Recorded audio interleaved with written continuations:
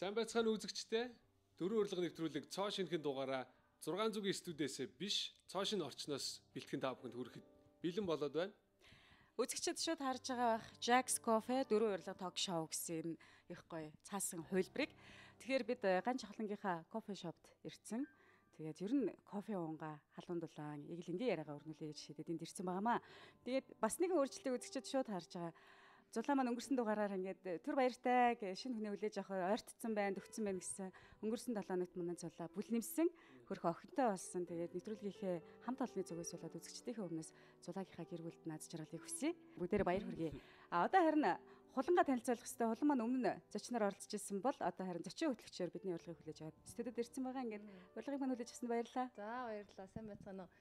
Тий, сайн хэллээ л дээ. Өмнө нь бол би энэ зочны судалцаагаа та дөрөвтэйгээ яриад дэлгэжсэн бол өнөөдөр та дөрөв хөтлөгчийн нэг нь болоод бас нэг карьераа өөрчлөөд багш биш тийм үү, боловсролын таар ярихгүйгөө хөтлөгч болоод сууж байгааг их баяртай байна.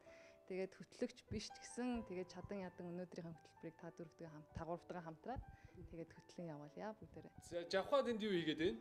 За тэгэхээр би их завгүй байлаа. Өнөөдөр та гурван хөтлөгчөө болон бусад одоо оролцож байгаа зочдтойгоо 5 төрлийн кофегаар дайлахаар шийдсэн. Ямар гоё бэ баярлалаа. Сууж ингээд та дөрөвт ийм өөрийнхөө гараар капкейк бэлтгэлээ ингээд. Тийм үү. Одоо амтыг нь та гурав одоо Ямар гоё юм бэ. Мэдэх бах та.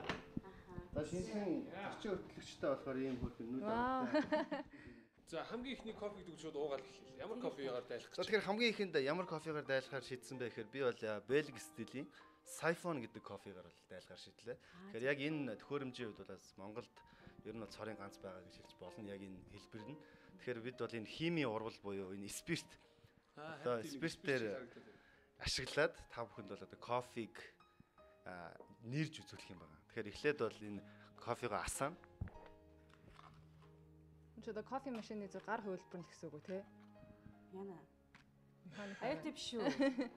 Ер нь бол одоо гар аргаар чансан кофег бол маш олон төрлөөр нэрж ууж болдог л да. Шинэ одоо pour over, за одоо Вьетнам аргаар, French press буюу одоо Франц аргаар, за нэг бол одоо ийм siphon гэдэг орон болгон өөрсдөө ингэсэн тэр кофега хандалж чан жоох аргатай байдаг. За яг өнөөдрийн хувьд бол одоо бид нэр энэ бэлгүүд яаж энэ кофега хандалж шаарддаг юм бэ одоо гэсэн тэрийг л бид нар сурах юм байгаа. Ингээд бүр шатаач байгаа тийм. Тэгэхээр одоо бол мэдээж ийшээгээ усаа хийн. Нилээх кофег их сонирхдаг. Тэгээ бүр их кофенд одоо их тийм дондчихсан гэж ярьдаг тийм хүмүүс их өөрсдөө янз бүрийн юм их судлаад тэгээ олон төрлийн аргаар бол энэ Нээж гаргасан арга юм байна тийм үү? Яг Вьетнам бол кофегоороо дэлхийд экспортлогч орныхоо 2 дугаарт ордог, Бразилийн дээр ордог. Тэгээд Вьетнамын яг тариан талбай дээр одоо тэр кофег гар аргаар одоо гэрийн одоо аж ахуй эрхэлдэг гэдэг юм үү? Тийм хүмүүсийн яг өөрсдийнх нь хэрэгэлдэг юм Вьетнам кофег өнөөдөр чанж үзүүлнэ. Тэгэхээр энэ бол тийм шоколадны амттай. Бас их өрөмбөц амттай кофе. Бас нэгэн онцлог өдөртөө давхцаж дэлгэц үзэн суугаа үзэгчдэд хүрж байна. Тэгэхээр мэдээж бүгд айгуу сайн мэдж байгаа, маш сайн мэдж байгаа. 12 дугаар сарын 1-ний өдөр энэ бол дэлхийн нийтээрээ хүний дархлал олдмол хомсдлын вирустэй тэмцэх өдөр. Тэгээ энэ өдөрт бас манай нэвтрүүлгийг үзээ сууж байгаа залуучуудаа уриалаад ганц хавтагчтай бай бүгдээрээ. Тий. Энэ бол хамгаалах хамгийн ихний одоо арга хэмжээ шүү дээ, тий. Тэгээд дохын эсрэг өдөр гэхээр дэлхийд даяараа маш том аян өрнөж байгаа. Одоо маш том марафон гүйлттэй. Маш олон аянууд өрнөж байгаа. Тэгээ манай Монгол улс маань ч гэсэн үүнд нэгдэж, манай дөрөв урилга маань ч гэсэн энэ мессежтэй нэгдэж байгаа. Дохын эсрэг өдөр гэдэг бол зөвхөн дохын эсрэг гэхээсээ гадна эрх чөлөөний одоо мессеж, хүчирхийллийн эсрэг мессежийг бол бас давхар агуулж байдаг. Тийм учраас дөрөв урилга нэвтрүүлэг бас энэ мессеж уриалгатай хамтдаа байна. За тэгвэл ингээ явцын дундаа энийг сайхан кофего уунгаа яриа. За тэгэхээр хамгийн ихний зочин маань одоо миний өрсөн зочин байгаа. Саран цэцэг гэж нэг авьяаслаг бүсгүй. Тэгээ одоо фэйсбүүкээр сүүлийн хүмүүс нэлээд таньдаг болсон. Баримлаар болон одоо төрөл бүрийн шавраар урлал хийдэг нэг авьяаслаг бүсгүй байгаа. Ингээд миний зочин саран цэцгийг хөрж байна. Манай лантуугүй харагдаж чи юу вэ? Мөн үү? Мөн штэ. Хөө чи ямар цэвэрхэн хийгээв.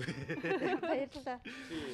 Одоо зургнаасаа илүү амилдсан биз дээ. Үзэгчид бас харж байгаа бол дөрөв урилга нэвтрүүлгийн зочноор өргөжжсэн үүжгэн жүжгэн гэдэг өглөөний клубын логог ингээд бүр амлиулаад гаргаад ирсэн ийм авьяастай зочин байгаамаа. Сая ингээд эдрийг гаргаж тавих чинь хараад барьж үзэл ингэсэн. Харахад энэ бас арай ч юм хөнгөн гэж бодоагүй.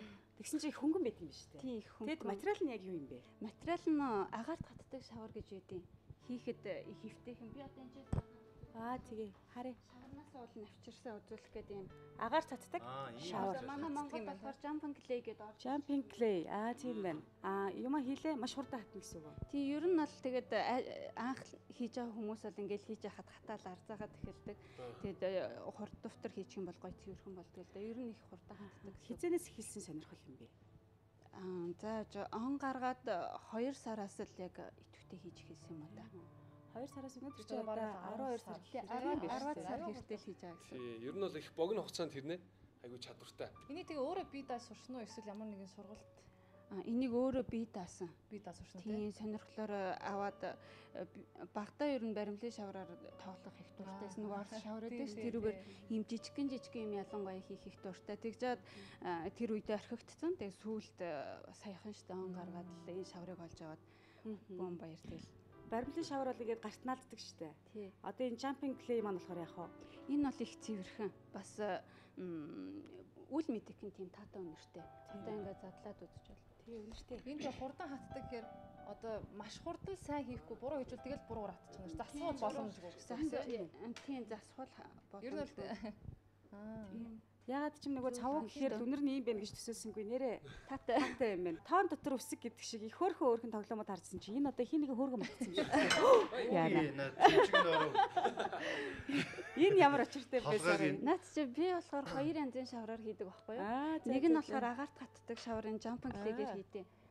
Энэ ингээд таглахгүй бас хатчихсан. Тэгээд арцаагаад арцаагаад юм бол барьж чад үзчихдэг. Тэгээд нөгөөх нь болохоор Fimo гэж шавраар хийдэг. Гадуур полимер клей гэдэг байдаг л да. Манай Монголд энэ Fimo бас ороод ирсэн л байгаа. Энэ яг нөгөө брэнд нь гадуур хятад нь бас нэлээх байгаа л да. Тэгээд энэ нь бол элдв үнэр байхгүй бас хор нөлөөнд баг. Ийм шавар байгаа. Энэ нь болохоор 107-д энийг одоо энэ чинь ингээд агаарт татчихж байгаа шүү дээ. Тийм. Нөгөө химийн урвал гэдээс юмны ч учир нь одоо тайлагдах чинь л да. Тэгэхээр энд бол ингээд ийм яг спиртээр энэ дотор байгаа усыг халаагаад тэгээ энд бол түрүүн зүгээр л үр байсан тий хоос үр. Тэгээд энэ цоргоор дамжаад ус нь бол ийшээ ингээд ороод ирж байгаа байхгүй. Ус нь энэ дотроо орж ирээд буцалж байгаа. Тэгээд энэ дотор бол маш нарийн шүүлтүртэй одоо толгой байгаа. Тэгээд энэ нь бол маш удаан буцалсны эцэст бол их өндөр хэмжээнд бол энэ усыг бол хамтлаад кофегоор шүүж байгаа гэсэн. Энийний дараа юу болох вэ гэхээр энэ галаа ингээд авчингууд ус нь өөрийгөө татаад буцаад энэ лугаа авна. Одоо ингэж сорж байгаа сарж байна. Одоо яг сорж байна. Тийм байна. Тийм. Ингэж сорж аваад тэгээ энэ дотор байгаа одоо бүх шүүсэн тэр өндөр зэрэгэлж шүүсэн кофего Дугшин байна. Ямар гоё юм бэ? бүгдийг буцаага авчиж байгаа байхгүй. Тэгээд тэрний дараа болохоор энд ийм цорг байгаа. Тэгээд нэг жижигхэн өөрхөн аяг байгаа да бид нарт тий. Тэрийг тавиад тэгээд уух нь тийм үү? за тэгээд ингэх юм бол эндээс жоо хий өгөх хэрэгтэй. Тий. За тэгвэл кофе уунгаа. Яста Ярьцээ. баярлалаа. Морьтой явж байгаа юм байна яг үнэ. Зөвхөн өөрөө сонирхоод юмгүй бас хүрээлээд хэлээд найз нөхөд гэр бүл энэ төрөнд нэг миний охины хийсэн юм гэж харуулж ирсэн. Гэр бүлэрээ хүртэл энэ сонирхлыг чинь бас энэ сонирхолд ч орсон юм шүү. Яг нь шавраар урлагч өөрөө их хөнгөн их зугаатай ажил юм шиг юм л да. Тийм болохоор хүмүүс их дуртай байдаг. Тэгээд пэйж дээр өөрийнхөө юмнуудыг оруулахаар надаас хүмүүс их асуудаг л да. Энэ шавар хаана байна? Энийг яаж хийж сурах вэ гэд. Одоо анх нээжсэн 2 сараас хойш бол ер нь энэ агаарт татдаг шавар бол энэ полимер шавраар юм хийдэг хүмүүсийн тоо бас нэлээд нэмэгдчихсэн. Одоо сонирхдаг хүмүүс бол бас нэлээд олон байгаа. Яг шавь бол Шав гэхээр бас хэцүү. Би нөгөө өөрөө яг сургалт бол явуулдгүй л дээ. Гэхдээ бас нэг 2 3 газар цэцэрлэгийн багш магшд ингээ танилаараач гэх юм уу нэг очиод заасан тал би бас тийм үү. Ялангуяа нүд за тэр хамар тэгээд энэ жишээ нь одоо энэ лантан хүүгийн лантун дээр байгаа энэ эмблем тий. Энэ энтрийг харахад бол гараар бараг зурчих боломжгүй харагдаад байгаа байхгүй. Энэ хөвлөдөг юм уу? Яаж ингэж цэвэрхэн одоо ингэж гардаг юм бэ? янзтай яг нүд энэ нарийн юмнуудыг хийдгийдээ аргаар бас хийчихэж байгаа юм л да. Заримдаа бол зурчиж болно. Заримдаа бол яг цэвэр шавраараа өөр нь бас хийдэг. Тэгээд янз л да. Ер нь бол хөвлөн гэсэн тийм олон арга хөвлөн гэсэн ойлголт бол байхгүй. Бүгдийг нь гараар л цааш шинээр л нөгөө ингээл энэ бадцсан шавраасаа эхнээс нь ахуулаад хийдэг гэсэн үг. Бяцхан одоо моринод байж тийм флаттер шай гэж сүүлийн үед энэ ахид бол их дуртай болоод байгаа. Энэ хүүхдийн киноны баатруудын жишээ нь өөрөө харж байгаа л дурлагдчих чаяа. Тэрс хэв байхгүй. Хэв бол байхгүй. Маш гоё хийсэн байх. Зүгээр шууд шавраа аваад хийдэг л дээ. Би чи баг хүн болгон чадахгүй юм биш үү? Зүгээр тань шиг юм авьяастай хүмүүс гоц ингэж. Хүн их амархан хялбар гэж яриад. Би тэд бол шууд ингэж хийж чадахгүй л байх. Тэгээ 10 сар сурсан гэх тий. Тий. Facebook дээр саран авахаас арт гэдэг пэйж байдаг. Тэгээд тэнд ингээд харж байхад хүмүүсийн хандлт нилээд их. Тэгээд захиалга бас айгүйх орж ирд юм шиг л. Тэгээд одоо ер нь хэр дарагдчихээн захиалгад? Одоо нэлээ их байгаа л да 12 сар гаргаад бүр ихсчдэг. Тэгээд ямар хөө төрлийн юмнууд байх вэ захиалга? Дандаа л бэлэг дурсгалын нөгөө энэ чинь гараар цоо шинээр хийж байгаа ямар нэг хэвэнд хийгээгүй сувнир юм худалдаж аваагүй шүү дээ. Тэгээд нөгөө цоо шинээр хийж байгаа болохоор яг л тухайн хүндээ зориулаад тухайн хүний онцлог шинжийг хадгалсан тиймэрхүү нэртэй ч юм уу те эсвэл тухайн хүнийхээ онцлог шинжийг хадгалсан тиймэрхүү юм сувнирууд нэлээх хийлэгдэг. Тиймэрхүү захиалгууд л одоо нэлээд байгаа да. Тэгээ гарын ая даахта бат бүх нь хэр байдаг юм бэ? Харахад бол их хөөрхийн. Тэгээд бариад үзэхэр их хөнгөн. Тэгэхээр хэврэг байж магадгүй гэж бас бодогдод. Яг ингээд сувнир гээд ингээд хийчихсэн тохиолдолд бол энийг чи ингээд хүн ингээд аваад шидэл хуглаад авахгүй нь тодорхой. Ингээд байж байгаа тохиолдол бол хичнээн жижиг болж болно.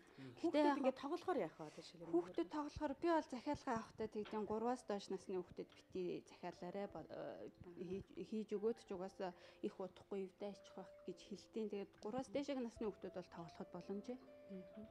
Тийм тэгээд ер нь бол яг энэ агаарт гатдаг шавар бол хугарч болно. Тэгээ хугарсны нь бол буцаад наачж болно л да өөрөөр нь. Энэ тэгээд сул тал нь гэвэл усанд хүргэж болохгүй агаарт гатдаг шавар болохоор усанд хүргэж дэвтчихдэг. Дэвтээд л хэлбэрээ алдаад л онцгүй болно гэсэн үг л дээ. Тэгээд тэгж норохгүй байхад бол болно. Тэгээд тоос мас болцсон тохиолдолд бол чихтэй алчуураар арчаад тоосын авч нь угаахгүйгээр. За таны багш юм бэ? Интернет, YouTube-ээр үзэж суруу яаж сурсан? Харин яг Тааши ер нь юм байгалийн авьяастай юм биш үү? Тийм шиг хэлчихлээ. Яг энэ агаарт хатдаг шаврын тухайд бол сонирхлоороо хий гэж өөрөө тийм суур сонирхол байсан шүү. Тэгээ тэрүүгээрээ хий урлаа гэж бодоод тэгээд нөгөө зургнуудыг хараад дөрөж хийхийг хичээн штэ тий. Тэгээд хийж ихээсээ харин энэ полимерийн тухайд бол сургалтанд суусан 8 сард Швейцараас инх цэцэг гээд багш маань хурж ирээ. Швейцарт 8 жил ажилласан. Полимерээр 8 жил юм хийсэн гэх юм да. Тэр багш хурж ирээ сургалт явуулсан полимерийн тухайд бол би тийм сургалтанд суусан.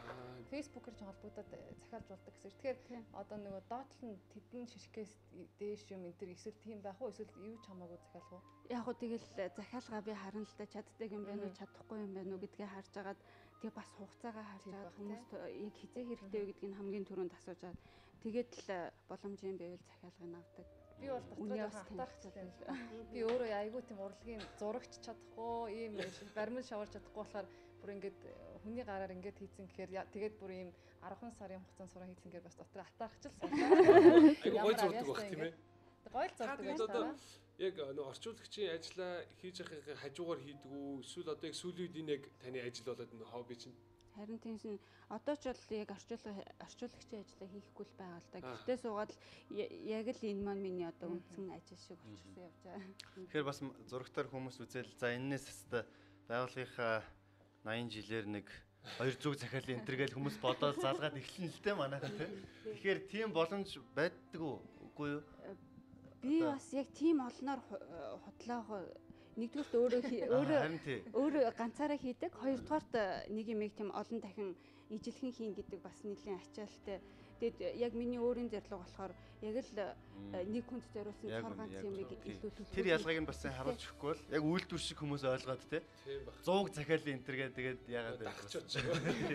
Тийм ч нэг яг хിവэр биш бүгднгийн л гараар хийдэг болохоор бүгднгийн бас ижилхэн хийх. Тэрэндээс магадгүй нөгөө үн цэн нөгөө цорын ганц одоо энэ дэлхий дээр ганцхан надад л энэ байгаа гэдэг. Тийм зөвхөн л ганц л хүнд зориулаад хийгдчихсэн байгаа юм чинь.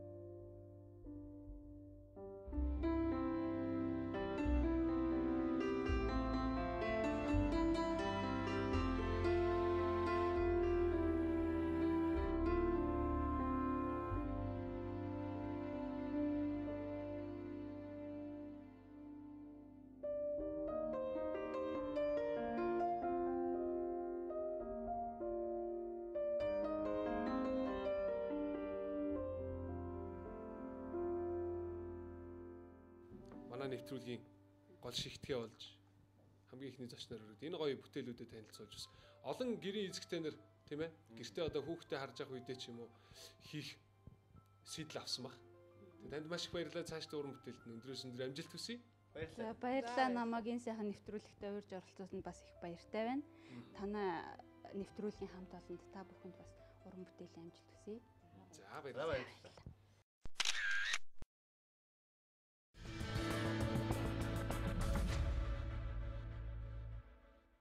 Хуланд маань ямар санагдаж байгаа бол өмнө нь бяцхан охин байхдаа л одоо үндэсний телевизээр англи хэлний хичээл зааж ирсэн энэ хулан чи энд байна хөө ийм том болцсон байна гэж би олзуурхаа зочнороо урьж ирсэн. Өнөөдөр манай ингээд хөтлөгч болоод суухад мэдээж их өөр мэдрэмжүүд байгаа болов. Тийм маш шал өөр гэдэм байна. Тэгээд бас хөтлөгчийн ажил хэцүү гэдгийг бас зах цухаас нь ойлгож байна. Тэгэхээр урд нь чинь тэгэл сонин сэтгүүл телевиз ярилцлагууд юу л асуунууд тэрийг нь хариулаа л да. Ингээд одоо ч юм болохоор тэр хүнийг ухаж ингэж юу асуух гэж бас их боддгийм байна штэ. Тийм болохоор бас жоохон туршлага дутчих шиг байна. Гэхдээ бас сонирхолтой юм байна. Тийм. Нэг сони юм нь хулантай бид уулзж байхад хулан маань ээж болох гэсэн юм лээ.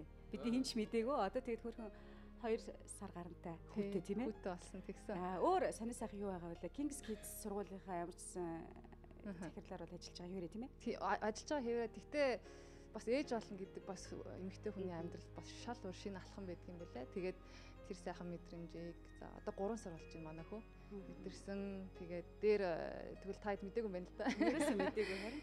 Тийм тэгээд одоо нэг жоохон нэг хүүгээ том болохоор буцаад ажилдаа орондоо. Захирлынхаа ажил тийм. За бүгдээрээ дараагийнхаа хэсэг рүү орцгоё. Одоо Жавхагийн зочин байгаа тийм. Одоо хөгжлийн бэрхшээлтэй хүмүүс дотроо тулгуур эрхтний бэрхшээлтэй тэр хүмүүсийн бол тэр тэрэгцрийг маш холоос бол худалдаж авдаг, үнэтэй худалдаж авдаг байсан. Тэгтэл бол түүнийг Монголдоо нэг л гамбаатай одоо хамтраад ингээд санаачлаад хийгээд маш амжилттай баг одоо тэр тэрийг гараад ирчихсэн олон хүмүүс түүнийг хүлээж байгаа, хүлээлттэй болчихсон байгаа. Ийм нэгэн залуу байгаа. Тэгэхээр энэ залууг бол Ламжав гэдэг. Тэгэхээр хэдүүлээ Ламжавыг одоо урьцгаая.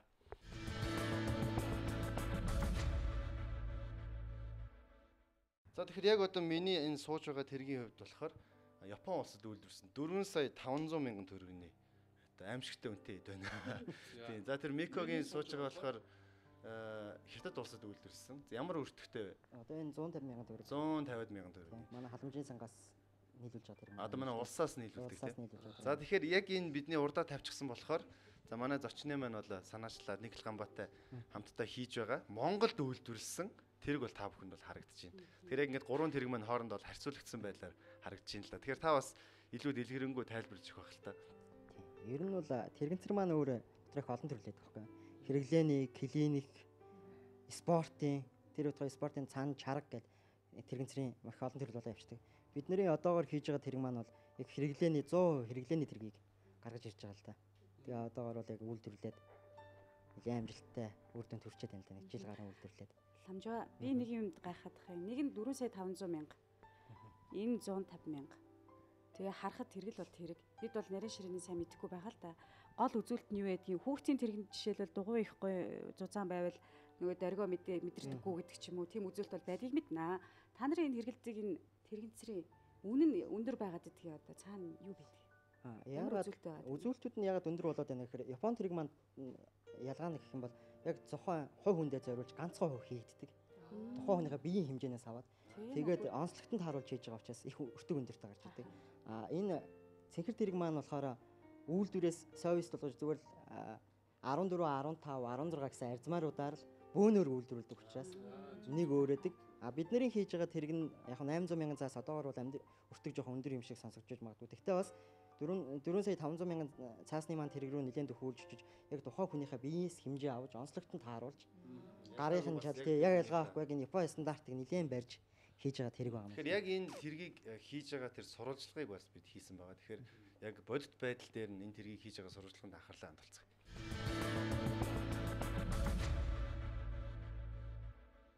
Би өөрөө тэрэгцэр зүгээр засвар хийдэг байсан. Тэгээд Японуудтай хамтраад тэрэгцэр бас Монголд оруулж ирж нийлүүлэх ажил дээр бас ажилладаг байсан. Тэгээд ер нь яагаад гаднаас тийм өртөг өндөртэй тэргийг оруулж ирж байхаа Монголд үйлдвэрлэж болохгүй болов гэсэн бодол төрөөд тэгээд яаж хийх вэ гэдэг бодож явж байгаа л Нэг л гомбо компанийнхаа Dashcata танилцсаал. Тэгээд Dashcata саналаа тавьсан. Dashca маань ер нь бас болохгүй зүйл байхгүй биш. Хоёулаа оролдоод үзье бүгдээрээ гэдэг. Тэгээл оролдож үзээл. Жил гарan энийг янз бүрээр хийгээл туршиж үзээл. Өнөөдрөөс одоогоор бол ер нь үйлдвэрлэх хэвштэнд орцоо явж байна л да. Одоо ерөнхийдөө одоо энэ тэрэгцээч одоо энэ матж байгаа энэ эдрий чинь амлгаа бүх ер нь деталуудыг бүгдээ бэлдэж өгдөг байхгүй. Агнаас тий. Бүх юм бэлдэж өгвөл. Ер нь жолооч том тэргэл барьжсэн үндэ. Том тэрэгтэй л тэгэл. Тэгээ одоо тэгэл нэг иймэрхүү манай эдэн залуучуудтайгаа нийлэл. Тэг иймэрхүү ажил эрхлэл байж энэ да.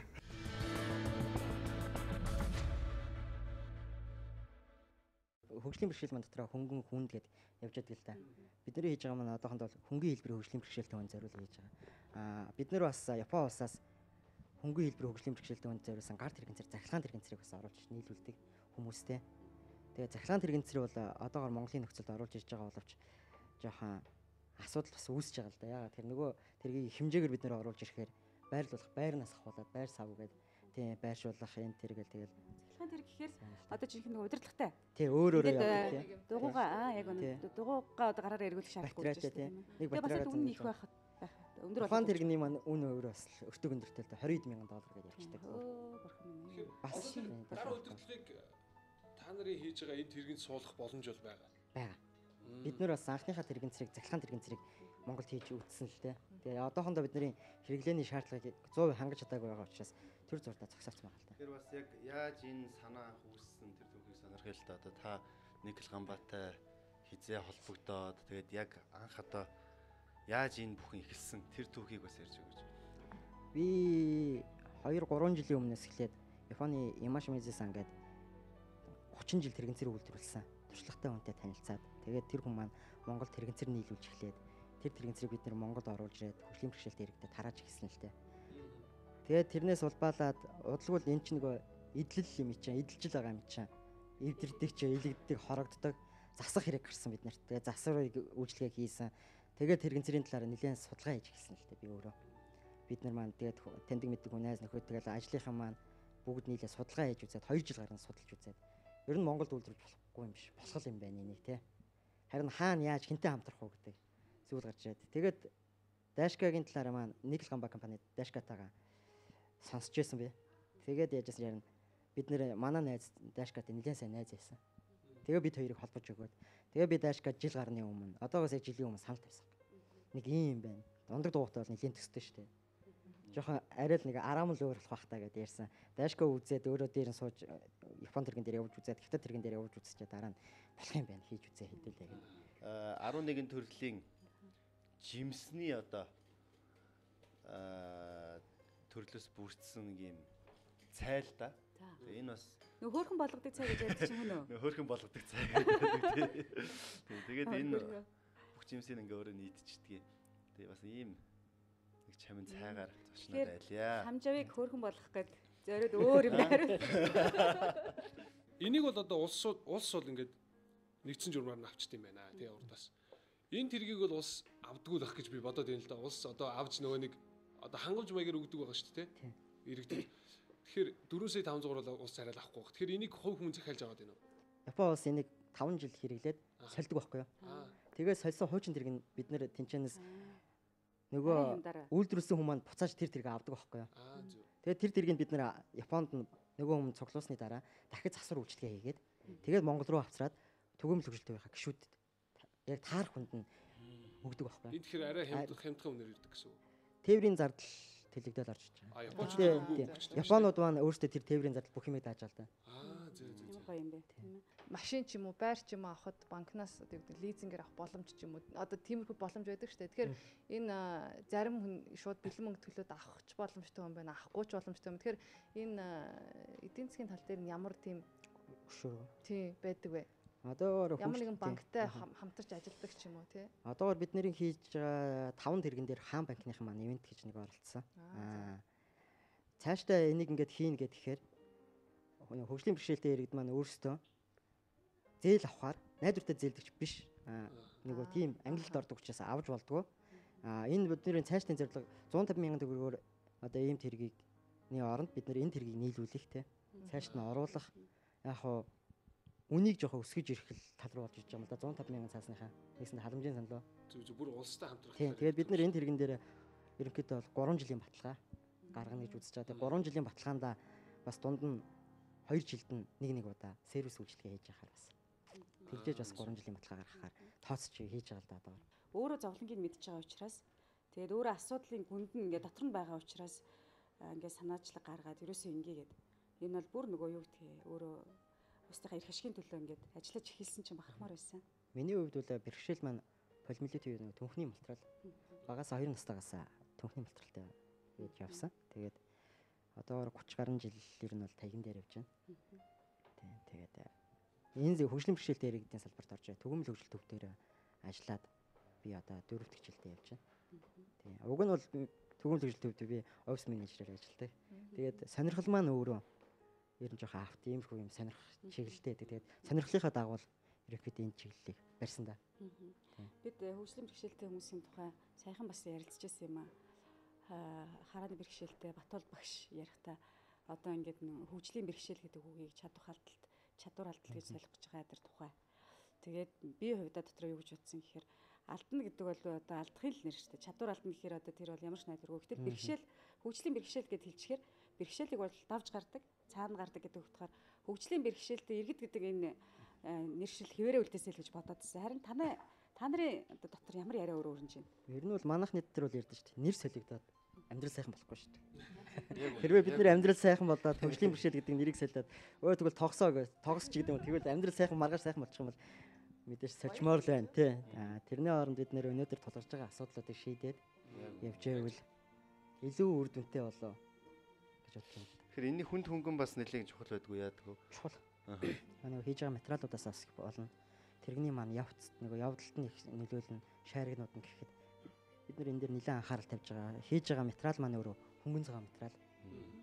Тэгээд бүрээс нь гэхэд чинь агаар сайн нэвтрүүлэх хүн чанарын даавуу те Монгол бүгдийг нь ойж байгаа салгаж манай нөхцөл тааруулаад салгаж аваж угаахаар удас бүр арга барж байгаа. Бүр наривчлал тэгж л бодож хийж байгаа л да. Тухайн хүндийг айлхаар ая тухтай байх юм. Энэ хөнгөн цагаан бэлтцүүд байгаад шүү дээ. Хөнгөн цагаан байна. Энэ авч угааж байгаа энэ даавуу хэдэл нь байна. Тэгээд энэ дугуй эднэр яг хаанаас орж ирээд одоо энэ ойж байгаа хэсгийг болохоор та одоо яг ямар хүмүүстэй хамтарч ажиллаад байна? За ойж байгааг нь би өөрөө оёлог гүйцэтгэж байгаа. Оо за. Тийм. Яг нөр төмөр хийцэн бол Дашкагийн үйлдвэртэй маань хийж байгаа. Бэлтцүүдийг бол урдаас, хятадаас, японоос тэгэл энд эндээс дандаа захиалгаар интернет тийм захиалгаар хийгээл тэгэл авч байгаа л да бид нар. Дугуун ч гэсэн хойд дугуун гэх юм бол урдаас, урд дугуун гэх юм бол Франц руу экспорт нь гардаг. Бас дугуунаас авч байгаа л да бид нар. Хэдэн хүнээс ингэ захиалга аваад ажиллаж байна? Одоогоор бид нэр 6 тэрэгэн дээр ажиллаж байна. За. Тийм. 5 нь хаан банкны тэтгэлэгтэйгээр нэг нь хувь хүний өөрийн захиалгаар тусгаална. Нилээн бас чаминдуу тэрэг захиалгаар хийгдэж байгаа. Тийм нилээн ажиллагаа шаардж байгаас. Тэр нэгийг хийхэд хэр удаан хугацаа шаарддаг вэ? Тухайн захиалагчийн хүсэлтийн дагуу хийгддэг учраас хугацаа янз янз л орно л да. Тэгээд нөгөө хүмүүсийн маань бэрхшээлийн онцлогоос болно. 5 тэрэгний маань одоо хийж байгаа 5 тэрэгний маань нэг нь нуруунд гарсан охин байгаа учраас бас тэрэн дээр нэлээд анхаарал тавигдаж хийгдэж байгаа бас. Хөгжлийн бэрхшээлтэй хүмүүсийн том асуудлыг шийдээд хийж байгаа энэ ажлыг хийхэд ямар бэрхшээл вэ? Жижиг дунд үйлдвэрлэлч ямар ч юм хийжсэн бай тухайн хүнд санхүүгийн асуудал хамгийн хүнд байдаг. Одоогоор бол бидний хувьд бол никл гамбаа түгээмэл хөгжил төв тэгэл бидний хийж байгаа ажил бол дуртай өөрсдөө 100% карманаас мөнгө гаргаж хийж байгаа л да. Тийм. Ямар ч зүйл хэлж чадлаа тийм ээ. Цаашдаа тэгэл хүмүүс ойлгоод дэмжиж тойр хүрээлээд ирэх баха. Манай нэвтрүүлгийн хувьд ч гэсэн маш олон хүмүүсийг бас холбож өгсөн түүх жишээнүүд байдаг шүү дээ тийм ээ. Тэгэхээр энийг үзээд яг бас нэг бодиттой зүйл хийчихье гэж бодож байгаа хүмүүс байвал те бас холбогдоод энэ ажилд туслахад бод мэдээж 100% нээлттэй байлгүй яах. Facebook-ээр ч юм уу те одоо бол юм нэлийн хөгжлөө те. Түгээмэл хөгжил биедээ амьдрах төв гэсэн манай пэйж аягууд байдаг. Манай телевизийн олон нийтийн харилцагч руу уцтаад таны дугаарыг авсан ч болно тийм. Ямар ч байсан тэр хятад тэрэгнээс л бол хамаагүй илүү юм байна шүү дээ тийм. Тэр микогийн суугаад байгаа. Гэхдээ бас нөгөө хүн уунж унаага молдгоо тийм.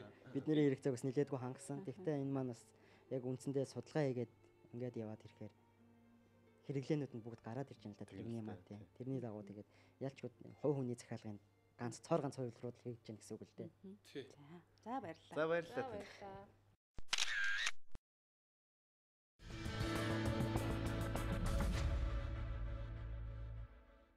дараагийнхаа зочинд бол бас өөр нэгэн төрлийн кофегаар дайлах гээд бэлдэж ин л та. Тэгэхээр энэ удаа бол Вьетнам аргаар жансан одоо хар кофегаар дайлах гэж байна. Түрүү Вьетнам кофегаар дайлсан. Одоо тэгэхээр арга нь Вьетнам байна. Арга нь бол Вьетнам. Тэгэхээр одоо энэ нь бол ингээд дотроо ийм их нарийн шүүлтүртэй. Тэн дээр нь дахиад бас ийм шүүлтүр цаас хийдэг.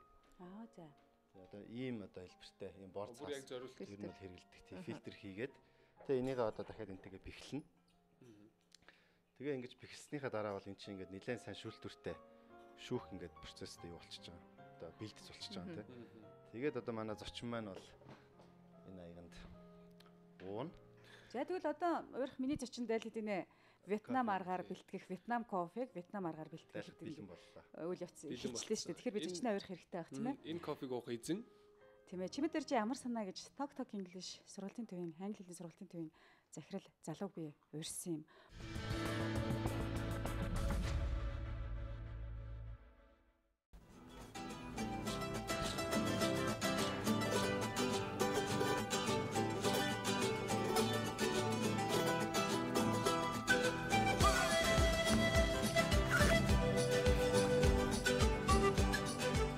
Сайн байна уу?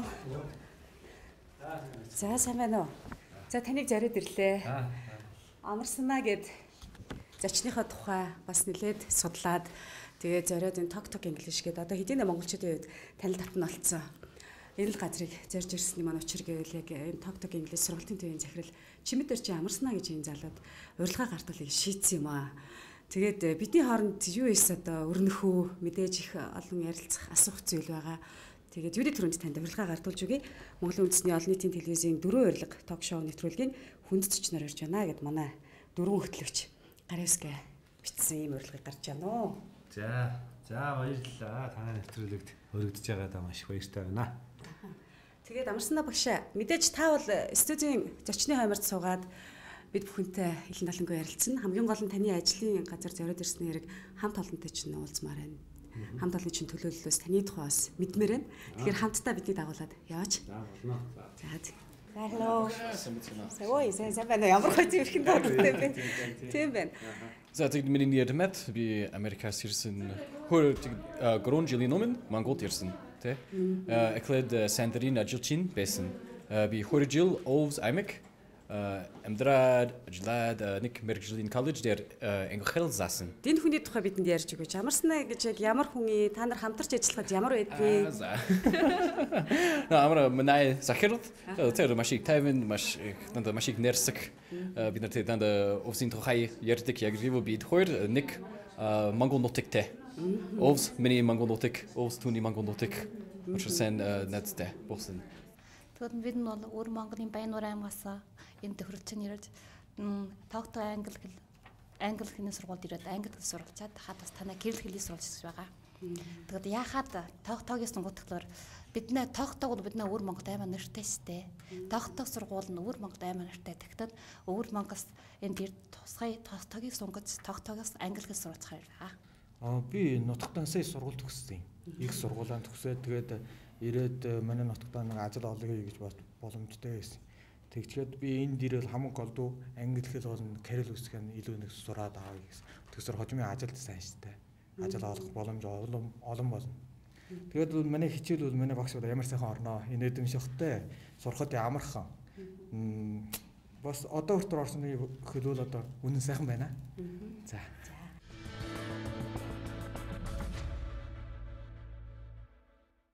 Энэ ямар учиртай номнууд зэвэ? Мэдээж бид хамгийн түрүүнд юу сонирхдаг гэхээр зочны гарт юу байна уу? Юуг чухалчлаад аваад ирсэн юм бол гэж хардаг.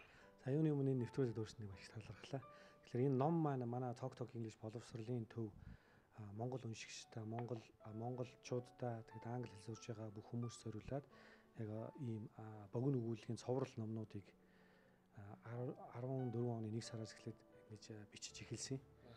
Тэгэхээр энэ номууд бол яг нөгөө хувь хүмүүсийн болсон одоо намтар гэдэг шүү дээ. Намтар тэгээ бодит амьдрал за тэгээ зарим нь уран зохиолын фантасти ийм номнуудыг тэгээд ярих чадвар одоо нэг унших англи хэл сурж байгаа хүмүүс чинь олон төвшөнтэй тий. 5 төвшин анханаас нь эхлүүлээд агсан төвшний бүх хүмүүс зориулж ингэж гаргаж байгаа юм. Тэгэд энэ номоо яг нөгөө монголчуудаа зөвхөн зориулж бичсэн юм болохоор бариад ороод ирсэн. Тэгэхээр монголчууд зориулсан гэхээр яг одоо дотор нь агуулга нь бол англиар тийм ээ? Англиар. Тэгээ энэ нөгөө манай багш нар манай Talk боловсролын төв маань өөрөө бас нэг охин компанитай болсон л доо. Тэрний яхаа өглөө нэг манай жир нэг 15 орчим Англи, Америк, Австрали, Канада багш нар байдаг. Тэгээ тэндээсээ манай тэнд нэг ном бичдэг угаасаа Англи хүн, Америк хүн. Гэхдээ өөрөө ном бичдэг зохиолч маягтай. Тийм хүн. Тэгээ тэр хүний санаачлагаар нэг хэвлэлийн компани байгуулсан. Тэгээ энэ маань өөрөөсөө ингээд манай тэр 5 багш нар ерөнхийдөө энэ англи хэл дээр за тэгээ монголчуудад айгүй хамааралтай ийм номнуудыг бичиж байгаа. Өөрөөр хэлбэл монголчуудын тэднээс нөгөө Монголд бас нэг хэдэн жил амьдэрсэн хүмүүс. Тэгээ монголчуудын зан ёс заншил түүхийг бас харьцангуй мэддэг, ойлгодог. Тэгээд яг англи дээрээ ингээ бичсэн болохоор манай монгол уншдаг айгүй энгийн хэллэгээр бичсэн. Тэгэхээр монголчуудад бол айгүй ойрхон ийм номнууд байгаа юм л да. Бид өмнө нь хөдөө явж байхдаа Хинцээ аймагт нэг 74 настай өвөө бидаж англи хэл сурж байгаад манай нэвтрүүлгийн зочин болсон юм. За мөн одоо хөвсгөлд явж байгаа жишээлбэл бидаж бас англи хэл суугаад аялал жуулчлалын компани захирал болсон залуутай уулзчихсан. Тэгэд англи хэлтэй холбоотой 3 дахь, за 4 дахь зочин тавуулж байна. Хулан маань бас хүүхэд байхасаа багшилсан гэдэг утгаараа мөн англи хэл ярьж манай нэвтрүүлэгт орж ирсэн. Одоо харин та 4 дахь зочин болоод чухам яагаад энэ англи хэлний энэ хэлний боловсролд ингээд хөл тавиад өөрийн гэсэн төв байгуулад тэгэд энэ дотроос тэр яриа гэдэг юм их чухал юм байна гэдгийг олж хараад ингээд явах болсон. За тэгэхээр би өөрөө ер нь бол спортын хүн л дээ. Тэгээ ширээний теннисийн спортыг 2 дугаар 40 мянгатад хүмүүжиж өсч болсон. Тэгээд манай тэнд ширээний теннисийн клуб гэж нэг юм байлаа Подвалд ор тий. Байрны Подвалд. Тэгээд тэнд анх ширээний теннис 8 настайгаас эхэл тоглож исэн. Тэгээ 1984 онд 14 настай байхдаа манай шигшээ багийн ах эгч нартайгаа нийлээд бүгд найрамд гарцсан Солонгос сад улсын Бихнян гэдэг хоттой нийслэл тийш найрамд 84 гэдэг тоглолтод явж исэн. Олимпийн жил 2 том систем зөрөлдөөд тэгээд социалист систем өөр олимпиад орох болоо сайн олимпиад орохгүйгээд тэгээд социалист системийн улсууд тийм наадам маягтай юм хийгээд ширээний теннис нь Бихнянд болоход би явж исэн. Тэгээд тэнд очиод яг л тэндээс л ерөнхийдөө англи хэл сурах хэрэгтэй юм гэдгийг ойлгосон л доо. Тэг 20 хэдэн улсын баг тамирчид ирсэн байдаг. Манай ах эгчнэр спорт гэдэг юм чи угаасаа нөгөө ринг давцан дээр өрсөлдөхөөс гадна намын гол нь хөшгөний ард те. Ингээ сайхан найзлаад нөхөрлөөд те ингээ би нэг ойлголцтой. Тэгээд яг нөгөө тэмцээн болж идэг. Тэгээд нөгөө буудалтай тамирчтай бүгдээрээ байж идэг. Тэгээд ах эгчнэрт маань нөгөө хүмүүстэй юм ярих гэлээ зүрдээс ойлголцдог. Тэгэл тэр 21 улсын хүмүүс бүгдээрээ л англиар ярьдаг.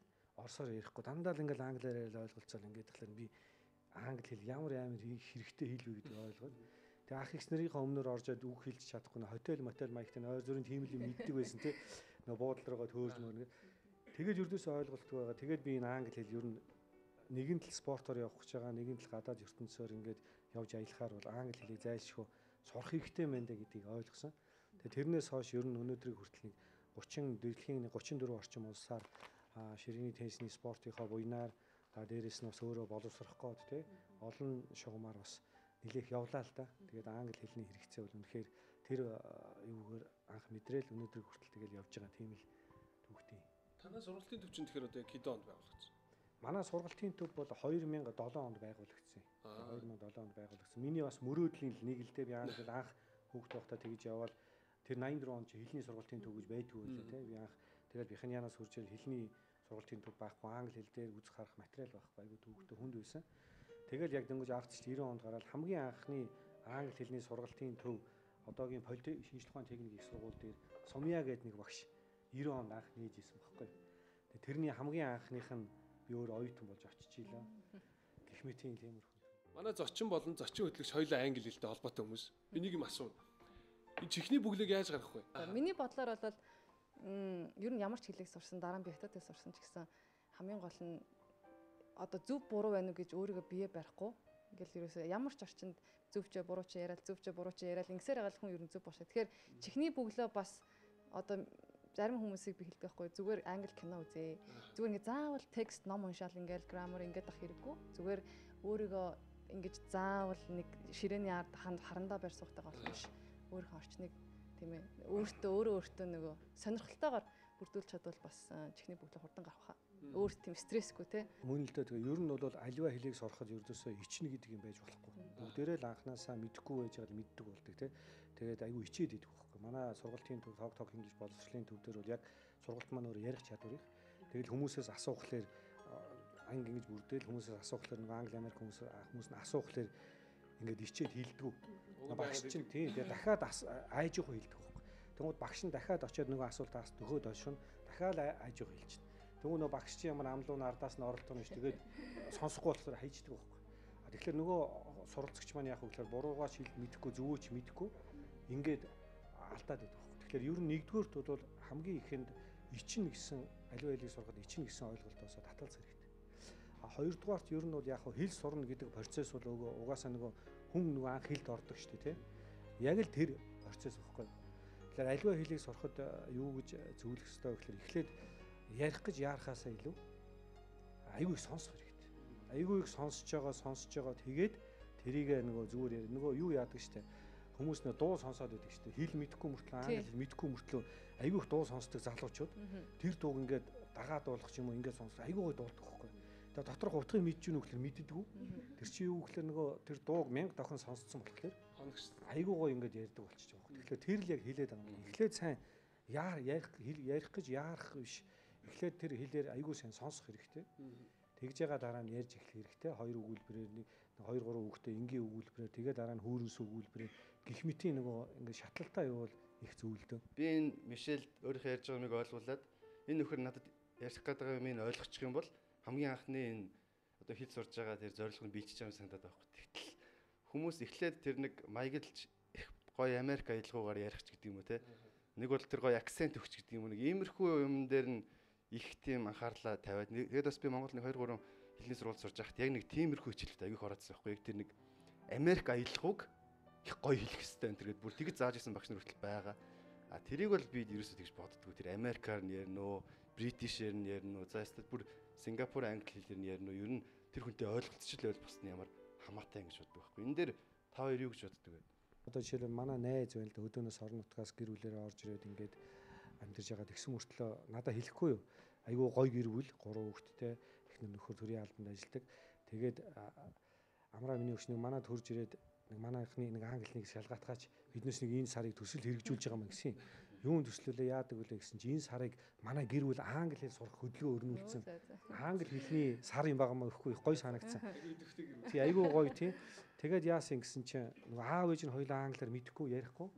Тэг хүүхдүүдээ нөгөө өөрхийн амт нөгөө мотивашнтай айгүй нөгөө тийм болох гол тэгж байгаа. Тэгээд бүгдээрээ нэг өдөрт нэг 10 үг чэйжлэн гэдэг тийм юм яатсан. Тэгээд нэг 10 үгөө чэйж орой болонгууд шалгадаг. Аав нь охиноосоо хүүн ээжээсээ тэгэл ингээл шалгадаг юм байна л да. Тэгсэн чинь нөгөө хүүхдүүд нь тэгэл айгүй гоё. Тэгээ би очиод орой хоол идэгээд ураад очиод орой хоол идээд ингэсэн чинь нөгөө англи хэл мэдэхгүй гэр бүл болохоор тэгээ нөгөө үг чэйжлэн гэдэг чинь нөгөө буруугаар чэйжлээд нөгөө table гэдэг үгийг жишээлбэл table ч юм уу те ингээ буруугаар чэйжлээд яваад байхгүй. Тэгээ нөгөө гэр бүлийн зорилго нь болохоор бүгдээрээ 10 үг яг чэйжлэх ёстой шүү гэд ингэсэн. Тэгээд нөгөөдөгтөө хүрэх гээд нөгөө буруу чэйжлээд ингээд явж байгаа.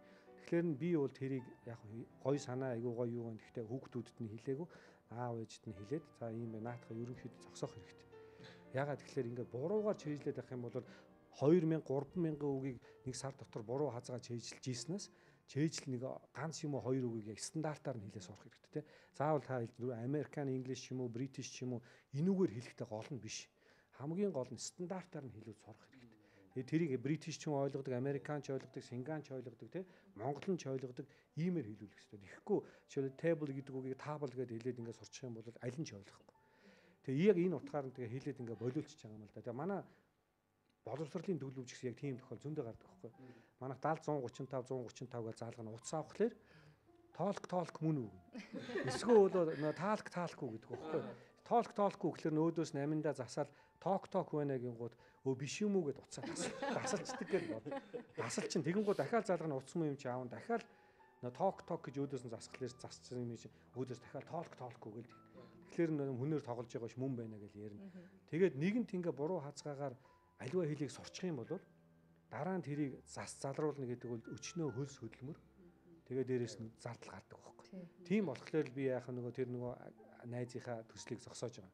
Тэгээ хүмүүст хүүхдүүдэд хэлдэг юм бол ердөөсөө олон үг сурахтаа биш хамгийн гол нь аль болох стандартаар нь хэл сурах зөв гэж хэлээд байгаа. Та тэгэхээр хүүхдүүдэд нэг хамгийн их ээдрээтэй байдаг нэг юм дээр та нэг хариулт өгөөч. Одоо өсвөр насны хүүхдүүд бол нэг ийм юм дээр хоорондоо ингэж байна л та. Орчинд нь очих юм бол хэлийг сайн сурдаг гэсэн нэг ойлголт байна. Тийм Монгол бүтэхгүй энд орчин байхгүй гараал найзуудтайгаа аав ээжтэйгээ ингээд энд бол бүтэхгүй очих юм бол баг 6 сарын дотор тэр чинь бүр вакуум зэгдэл одоо вакуум орчинд ороод хүчээр сурна гэсэн ийм нэг ойлголт байгаад маш олон хүүхдүүд хэл сурахаар гадагшаа явж байна. Тэгтэл магадгүй би та бүхний зорилго бол Монголдоо ч гэсэн дутгааргүй сурч болно гэдгийг батлах гад ийм мундаг сургууль хийж байгаа гэж ойлгож байгаа. Тэгэхээр энийг таныг хэлж өгөөч. Тэгэхээр наа чинь бол яг зөв бод харсан байна тийм. Би өөрөө яг тийм сэтгэхгүйтэй англи 1994 онд явсан байхгүй. Явсан зорилго маань яасан гэхээр би энд ганц 2 3 сургалтын төвд анх нэгдэл яваал ингээл тэгээд би англи явахаар шийдэж байгаа. За ерөнхийдөө л орчинд нь очиж сурыг. Тэгээ бүтэн жил би сургуульд явж байгаа. Тэгээд би за бүтэн жилийн дотор бол би зураг тасаангуудлаа англиар, дэлгүүрт оронгуудлаа англиар тий хааж өссөн англиар Лондон сургуульд очиж яг их хэл дээр нь очиж жилийн дотор бол өстой жинхэнэ баруун солгоогоос ярьдаг болно гэж би бодож тооцоолж очисон байхгүй. Тэгээ очисон чинь тийм биш юм билээ. Тийм биш юм билээ. Яагаад тэгэхээр Лондон өөрөө яг үнэхээр англиутай газар мөн. Гэхдээ англи хэл маань өөрөө монгол хэлийг бод дэлхийн бос хэлийг бодвол өөрөө бизнес болцсон. Тэгээд хэлний сургалтын төвдөө ингээ очиж бүртгүүлж байгаа анхан шатнаас нь. Тэгэнгუთ манай ангийнхан гэхлээр те яг адилхан Испани, Хятад, Вьетнам те Япон, Солонгос дандаа адилхан наадтай адилхан ярьж чадахгүй нөхдүүд. За тэгээд би ингээл тэднүүстэй чи адилхан дүг таг гэл дохоо зангаа гэл ингээд хичээл дээр л нэг юм үзээ. Тэгэл гэртээ очдөг. Гэртээ очингууд нөгөө нэг Монголтойгоо цуг амьдэрдэг өртөг зардлаа бодвол те. Эсвэл бол бас адилхан нэг тийм бас адилхан нэг Хятад ч юм уу нэг нөхөртөө ингээл адилхан хэлээр нэг жоо ярьж чадахгүй нөхөртөө очиод ингээ ачдаг. За тэгэл би ажилд орж байгаа. Ажил ингээл яг амьдралын ирэхээр ажил хийгээл нэг газар оронгууд хэлгүй үний чи яа тань кичэнд нь ч юм уу те. Эсвэл бол нэг юмд ингээл нэг ямар ч хэлний хэрэггүй юм барьж тийм. За тэгээд цуг ажиллаж байгаа хүн маань гэсэн чи яг адилхан бас нэг хэлгүй Хятад ч юм уу нэг Вьетнам ч юм уу яг ингээл амьдрал явдаг юм бэл. Тэгээд нөгөө яг англи хүмүүстэй нуулзын учрыг хаана байна тэр сайхан англи Америк хүмүүс нэг гэж бодоод нэг англи хүмүүсээ хайна. За тэгэхээр чи нөгөө мэдээж биднээс ч гэсэн адилхан байх л да. Тэгэнгუთ нь юу ч хэл мэдэхгүй англи хэл мэдэхгүй нэг монгол нөхөртөө тэр нэг англи төрөлх англи хэлтэй хүн цаг нараа өрөөл надтай ингээл дээ миний хэлж байгааг ингээд сонсоод тэгээд цагаа өнгөрөөхүү те тэр шин тодорхой. Тэгэл ингэнгუთ бүр эцсийн вариант нь бол яг паб мабанд очиж байгаа. Тэгээ пабанд очиод нэг ингээл пабанд чи яах нөө ингээл нөхдүүд нэг англи Америк юурс нөхдүүд байж байгаа те. Тэгэл тэднүүстэй ингээл нэг хотлоон тохирцоо нэг бэлэг өгдөг маягтай те бэлэг дурслын Монголоос авчирсан юм өөгөөл тэгэл нэг ингээл нэг хоёр үг солиод тэгээд нэг ганц пайн пив авч өгөөл те маягаал уулгаал тэгээд нэг халсан жоохон халамцуу тим англитай л 15 үг солино. Яг тэгжил амьдрал явдаг юм. Тэгээд нэг 6 сар болсон би англи хэлвэл юу ч байхгүй ердөөсөө сайжирсан ч юм байхгүй явах цаг болчоод байдаг. Тэгээд сүүлдээ жил болоод би юу ч сурааг яг өмнө хэлэхэд. Тэгээ би шийдвэр гаргаад Лондонд бол худлаа юм байна гэж би бодоо шийдээд тэгээд би Англи хөдөө явсан байхгүй. Хөдөө очиход чи харин орчин нь бол өөр. Үүнээс ч тийм үүтэй газар. Тэгээд тэр хөдөө очиход бол би бол жишээлх юм бол тэр тосгонд баг ганцаараа шахуу Аз царайт хүн байгаа юм. Тэгэл тэнд очиод ингээхлээр чи яг тэр тосгоны яг нэг унган одоо монголоор бол унган хөдөөний хүмүүс ямар бас гоё үйдэг те тэрнтэй адилхан унган нөгөө англи хүмүүс чинь айгүй өөрөөр хүлээж авч байгаа, огтж авч байгаа надад. Тэгэл ярьж марих гэдэг. Яг тиймэрхүү юм байна. Түүнээс орчинд нь очиод англи хэл сурна гэдэг бол орчноо айгүй сайн бодож тооцоолж очих хэрэгтэй. Тэгээ манай сургалтын төв миний одоо яг мөрсөж мөрөөж исэн юм бол би анх англиас сурж байхдаа би өөрөө ер нь англиар анх сурж байхдаа нөгөө ийм хүний бодит одоо энэ байна л да энэ хүмүүсийн бодит нөгөө юу гэдэг чинь намтар тэрийг унших айгүй сонирхолтой байсан байхгүй. Тэгээ тийм юм өрдөөс олдгоно сонинхын дасгаа барайл орчуулдаг ус ийм англи дээр ийм номнууд байдаг байсан. Тэгээ би ийм ном айгүй хайдаг байсан. Тэгээд миний хүсэл маань ингээд бас биелж байгаа. Тэгээ хоёрдугаарт яг тэр нөгөө хэлний юун дээр болохоор Патер үйлсэн орчинд нь очихоос өмнө манай англи хэлний ток гэдэг боловсролын төв дээр биднээс хэлдэг байхгүй. Хурж ирээд аав ээжнэр л шийдвэр гаргаж байгаа ш хүүхдүүдийнхээ өмнөөс. Тэгээ нэг хөндөр зарлаар Сингапур ч юм уу энэ тэнд явуулж яхаар эхлээ манай төв дээр очиод нэг үзээд тэгээд дараа шийдвэрээ гаргаач гэж зөвлөмөр тэгээд тэр утгаараа ер нь нэлийн гайгүй сайн сургалттай боловсролын төвийг байгуулсан болов гэж боддөө шүү дээ. Энэ тэгээд нэрнээс нь одоо танай боловсролын ток English те ер нь яаж эхлээд сонссон яриа сурах юм бэ? Би хэрвээ энд явбал дөрмөөс илүү яриа сурах гэсэн ойлголт өгөхөр. Тэгэхээр ер нь одоо энэ Монгол сурагчдаа яг яавал одоо та одоо өөрөө бас англид сурж ирсэн гэл тэгдэж штэ Лондон. Тэгэхээр Монгол сурагчид бас юугаар өөр вэ? Яавал одоо ярианы талаас нь дэмжлэг болж өгөхөр вэ? Одоо тийм анзаарчихсан юм байдаг уу? Тэгэхээр манай монголчууд бол үнэхээр өөрөө аюу авьяастай болсон. Үнэхээр мундаг. Энийг бол би бүх салбарт бол тийм гэж боддог. Зөвхөн одоо жишээ хэлний чиглэлээр гэж бодохгүй. хил гээл гэх юм бол одоо спорт адилхан те 3 сая хүрээгүй хүнтэй мөртлөө өнөөдөр дэлхийн олимпийн аваргуудтай болж байгаа улс те одоо энтхэг гэлдэг чинь те олимпийн наадмаас ганцхан хүрэлтэй Лондонгийн олимпиас те гэтэл манайх юу вэ? Айгүй мундаг энэ бол айгүй том манай монголчуудад өөрт нь айгүй том потенциал байна гэсэн үг байхгүй. А хилэн дээр ч гэсэн яг адилхан. Одоо Лондонд очил ингээд сураал ингээд чинь биднээс бол монголчууд бол айгүй хурдан сурч байгаа байхгүй. Тэгээд юу хятад Вьетнам биднээс бол дүн дан гэл ингээд ингэж идэг. Тэгээ шалгалттай шалгалт малгалт эднээс ингээд өгч чинь монголчууд чинь зүгээр бараг л хөдөлж нөгөө шоу гэдэг те. Шоудаж явж байгаа л маргааш шалгалттай гэж яхад нэг шоуд ямар ч асуудал байхгүй шүү. Тэгэж явж байгаа шалгалт өгнө. Тэгэл хангалттай үнэлгээ авдаг. Айгүй тийм мундаг хүмүүс. Тэгэхээр би бол ер нь бол манай монголчууд өөрсдөө аливаа юмдаа жоохон тууштай байх хэрэгтэй гэж би боддог байхгүй зүгээр хувь хүнийхээ хувьд. Мэдээж аливаа асуудлыг олон өнцгөөс нь харж байгаа л. Тэгэл ах ихчээсээ асуун, аав ээжээсээ асуусан, мэрэгжлийн мундаг хүмүүсээс асуун тэгж байгаа л өөрийнхөө гаргалгааг энэ зөв юм байна даа гэж бодох юм бол тэг тэрэндээ айгүй тууштай байх хэрэгтэй. Тэгэхгүй ингээл нэг жоохон за энэгээр явж итэл гів гинт хийндээс нэг хилний төвтэй нөө маркетинг хийгээл гараад ирдэг те. Оо хаста ингэдэг тэгдэг 14 хоногийн дараа сарын дотор хаста англиар ярьдаг болгоно гэж тэгэнгუთ гинт нөгөө яаж ирснийгээ болоод тийшээ очиод зурлалт шүү дээ. Тэгэл ингэж ил биш юм шиг болонгууд тэнд нэг юмгууд ингээд идэг. Тэгэхээр энэ бол зөвхөн хилний англи хэлний чиглэлээр биш. Ер нь ажил ус мэрэгжил бүх юмн дээр айгүй тууштай байх юм бол би өөрөө тууштай байх чанарыг нөгөө хөгжлийн тулгуур гэж би хараад идэх байхгүй. Тууштай гэдэг дээр бол би бүр яг 100% санал нэг байна л да. Ингээд гадаадд хэл сурж байхад монголчууд эхлээд цойлоод гараад ирдэг. Сайн яриад бүр ингээд бүр улаан цайм ингээд бусдаас илүү яриад 1-2 дугаар хүрст. Тэгээд энгийн хүнтэй ярьдаг гадаад хэл, сонио уншдаг гадаад хэл гэж тустай байгаа тийм. Тэр хэмжээний одоо төвшөнд хүрнэ гэх. Тэгээд сүүлдээ нэлээд академик болоод бүр одоо мэрэгжлийн юм уушаа сонио уншаад ийм тал руу ороод ирэхээр тэр хятад солонгос ингээ оюутнууд араас нэг сая ярьж чаддгүй мөртлөө ингээ ороод ирдэг байхгүй. Ер нь бол тийм нэг яг ялгаа байдаг юм. Тэгэхээр их тийм сайн суугаад тууштай байж чаддаг дээр бол манайхан бас нэг яг хилэн дээр нэг юу дутуу тал байдаг юм шиг бол. Авьяастай мөртлөө тэр авьяасыг бүр тултал нь явуулж чаддгүй. Наан нь ингээд авьяасан дээр жоохон бардчдаг тал байж магадгүй тий. За урилга маань хүлээж авсанд их баярлалаа. Бүгдээрээ ингээд англи хэлний тухай өөрсдөө байгаа туршлага ч юм уу. Тэгшээдээ ярих юм бол нэлээд уртудаа яриа эхлэх нь одоо ойлгомжтой тий. Тэгээд баярлалаа танд амжилт хүсье. За баярлалаа. Тэгээд бүгдээрэнд нь бас энэ номноос нэг идээжсэн сэтгүүлчтэй өгж болох уу тий. Эндээс тэгээд та нар өөрсдөө хэлнийхаа төвшин ч юм уу эсвэл сонирхлоороо яагаад нэг номыг бас бэлгэлье гэж ингэж бодож байна л да. За баярлалаа.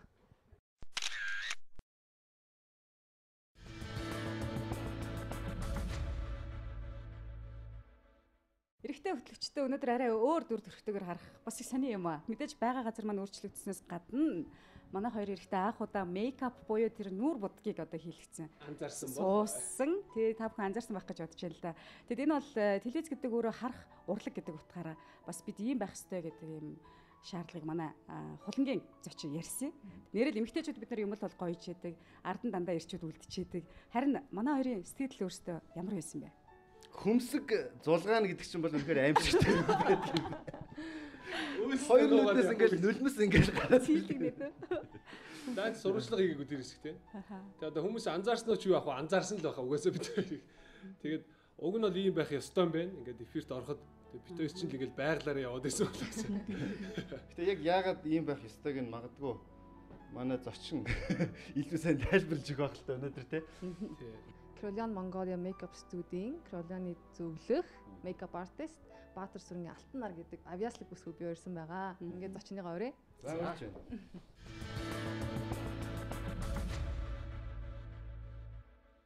За тэгэхээр зочиндоо pour over гэдэг бас нэгэн төрлийн кофег бол чанж өгч байна. Өнөөдөр баг зочин болгондоо өөр улсын өөр одоо аргачлалаар хийсэн ийм кофег бол чанж өгч байгаа. Тэгээд pour over-ыг бэлтгэж өгье. Сүүлд бас их гадаадаар ярьлаа гэд бид их шүүмжлүүлэх юм аа. Мейкап гэдэг бол одоо нүүр будаг гэд ойлгочих болох алтнараа. Мейкап ер нүүр будах гэж ойлгож болно. Тий. Яг та нарын ярьж байгаа нэг мейкап артист гэдэг чинь болохоор зэрэг харцангуй өргөн үрээтэй ойлголт. Тэгээд манайхан ерөнхийдөө мейкап артист гэдэг үгийг сүүлийн үед их хэрэгэлдэг болсон. Өмнө нь бол нүүр хувиргагч гэдэг нэр байсан. Одоо бас тэрийг нэг хэрэгэлдэггүй. Одоо танай салууны хувьд залуучууд ер нь хэр үйлчлүүлж сүүлийн үед те. залуучууд гэх юм бол эрэгтэй модулууд бол их үйлчлүүлдэг. Гэхдээ яг хөө тэр нэг зураг авалт хариуцж байгаа газраас санал тавина. Эрэгтэй модуль будуулъя гэдэг хүсэл тавина. Тэрний дагуу ажилладаг. Яг хөө эрэгтэй хүмүүсийн үед айдас байдаг нь аргагүй крем чи хөтгөн байдаг шүү дээ. Тэгээ тавьчихаар цонхисэн цагаан болчихно. Тэгэхээр цонхгор цагаан царайн дээр нэмээд нүдийг тодруулах, хөмсөг будах, уруул будах гэдэг юм гараад ирэхээр хүмүүст нэг будмал юм шиг сэтгэхүйд хүрдгийг. Тэгээ та хоёр дээр болохоор өнөөдөр нөө HD камерт зориулсан тунгалаг кремүүд тавьсан байхгүй. Тэр бол тунгалаг гэдэг чинь болохоор арьсны нөө цаад одоо өөрийн чинь арьсыг харагдуулна. Дээрээс нь нэмээд тослог байгаа шүү дээ арьсан дээр. Тэр тосыг одоо уугаад бүдгэрүүлэх зорилготой байхгүй. Будмал харагдуулж бол болохгүй. Тэгэхээр нөгөө нэг юмыг бодвол дахиад нөгөө юмыг бодох хэрэгтэй болдог учраас эрэгтэй хүмүүст хөвчлэн тунгалаг кремүүд тавьдаг. Тэгээ арьсны өнгө өөрчлөгдөнө. Хуурай гарцтай байх хэрэгтэй гэсэн шаардлага тавигддаг шүү дээ. Та нар сая эхлэхийн өмнө тостой байна, пудр явъя гэлтэж шүү дээ. Тэгэхээр нөгөө тосыг арилгаад зөөлрүүлж өгөх хэрэгтэй байхгүй. Камерны өмнө бол ерөнхийдөө тостой арьсыг таашаадаггүй. Хүмүүс мейкап гэхээр зөвхөн л нэг эмэгтэй хүн одоо шинэ жилд орохдоо ч юм уу, хуримдаа ч юм уу нүүр бутгаар төсөөлөд байдаг. Манай ус өөрөө жижигхэн. Тэгээ ажиллах салбар ч айгүй жижигхэн байсан болохоор сургууль байгуулах хэмжээний ч юм уу те тусдаа анги байгуулах хэмжээний биш байсан болохоор анхнаас энэ мэрэгжлийн хүмүүсийг дандаа дагалдангаар бэлтжижсэн. Оросоос хүмүүс авчраад бэлдээл түүхэн кинон дээр ажил дагалдуулаад мэрэгшүүлдэг байсан. Тийм болохоор яг урд нь бол системтэй бэлтгэжсэн бол одоо нөгөө улсаас тийм систем хангамж байхгүй болоод ирэхээр аяанда мейкап хийдэг хүмүүс чинь цөөрөөд ирнэ штэ. Тэгээ яг сүүлийн үед бол энэ чиглэл дээр ямар хүмүүс их ажилтдаг вэхээр гоо сайханч нар айгүй их ажилтдаг юм. Гижитл нөө зах зээлийн чинь шаардлага айгүй том болоод одоо ингээл кино хийлээ гэхэд өндөр үнэтэй камер ингээл худалдаал аваад ирнэ. Тэгэхээр тэрний доор ажиллах баг хэрэгтэй болно шүү дээ гэрэлтүүлэг нэ тэргээл. Тэгээ гэрлээ худалдаал аваад ирнэ гэл. Тэнгүүд нөө мейкап артистууд чинь бэлтгэдэггүй байдаг. Тэгэхээр тэрийг бид нэр бэлтгэх шаардлагатай болсон. Тэгээд яг сүүлийн үед нэг киноны одоо төрөл жанр ч нэмэгдэж одоо аимшиг кино хийдэг болсон байна. Эсвэл одоо шарах сойрог ихтэй цуснаж гоож байсан төрлүүдж байна. Хүнийг их хувиргаад хөвшин залуу болгож байна те. Энэ бүхэн дээр чи яг мэрэгжлийн хувиргагч хүний хэрэгцээ шаардлага их гарсан. Тэгэхээр зэрэг дотоодод байгаа боловсон хүчин ч одоо тэр хүмүүс чинь настай болоод тэтгэвртэй гараад ажиллахгүй болоод эхэлнэ. Тэгээд тэр хүмүүсийн ажиллаж исэн нөгөө арга барил бас нөгөө техникийн хөгжлийг дахаар хоцрогдоод эхэлнэ. Тэгэхээр нөгөө нэг одоо мейкап бол ерөнхийдөө хуурамчаар юм хийдэг зүйл байхгүй юу. Тэгэхээр эмэгтэй хүн чинь будагдаал шинээр дүр төрх үүсгэгдээл гоё болж байгаа. Тэгвэл нөгөө талд нь мейкапын өөр нэг тал нь хүнийг хөгшрүүлж болно, залуу болгож болно, эрэгтэй хүнийг эмэгтэй болгож болно. Зөндөө олон төрөл байдаг. Тэгэхээр зэрэг энэ болгон дээр чинь мэрэгжлийн хүмүүс ажилладаг. Тэгээд энийг бэлтгэх тал дээр л манайхан одоо ерөнхийдөө төлхөө ажилладаг болж байгаа. Би тэгээ энэ зочноо орж урилга өгөхдөө эдний салон дээр очиж нэг бяцхан сурчлага хийсэн байгаа. Тэгээд бүгдээрээ эдний үйл ажиллагаатай танилцах одоо бичлэгээ үзье.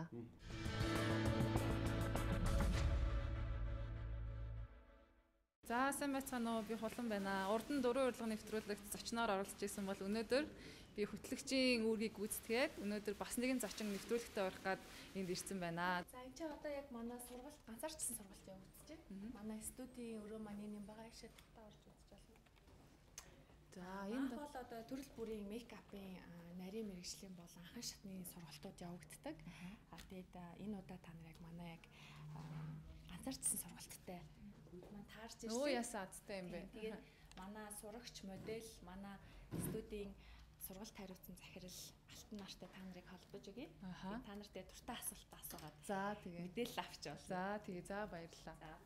Одоо яг шинэ жил болж байгаа болохоор хүмүүс ерөнхийдөө баярын өмнө сургалт ер нь их дүүрэн байдаг. Тэгээд яг баяраар бас ажил ихтэй байдаг болохоор мейкап хичээлүүд хамгийн сүүлийн хичээл яг гоёлын мейкап оршдог энэ хичээлийн дадлагын ажил явагдаж байна. За. Тэгээ манайхан бас гоо сайханд орохдоо айгүй халддаг алдаа нь юу гэдэг гэхээр би ямар будаг хэрэгжилж байна, ямар брэнд байна уу, хадгалах хугацаа ямар уу, хин оруулж ирсэн энэ талаар ерөөсөө асуудаггүй зүгээр л нүдэн анаал бодвол нүдэн анаал массаж хийх нь ямар ч зөвшөөрөл өгөхгүйгээр тэр хүнээр одоо тэ бичиг баримтыг үзэхгүйгээр айгүй шивээс хийлэгдэг. Тийм асуудал их байдаг. Тийм болохоор бид нар бол ерөнхийдөө хэрэгжилж байгаа бүтээгдэхүүн багс хэрэгслэлтэй бол 100% баталгаа авдаг. Ядаж манайхан хариуцлагын бодисны талаар ч асуудаггүй.